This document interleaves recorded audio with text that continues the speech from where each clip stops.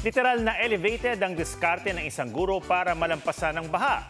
Ang kanyang gamit isang high-rise property. Pusuan yan sa report ni Darlene Cay. Dahil baha na naman, 1, 2, 3, go! Kanya-kanya na. Dapat elevated ang diskarte tulad ng guro na si Jai.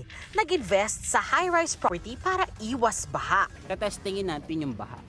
4 na palapag lang naman. Yun nga lang, sinukat sa talampakan. Tingnan natin, gamit yung aking 4 na palapag, ang 4-story building nating bota-bota. Papalag ba ang baha sa kanyang 11 inches na bota? Oh! Ay! Wait lang, isa-survive ko to. Hindi, iyayabang ko sa inyo sapatos ko. Survive at di lumubog. Di pa pinasok ng tubig baha na itawid nga. Oh! Girl, I won. Sa dami ng binaha, madami agad ang gustong mag-add to cart ng platform boots niya. Pero ani Teacher Jai, hindi bota ang solusyon sa baha. Malalim na paalala niya sa kabila ng mga nakakatuwang content. Darlene Cay, GMA News.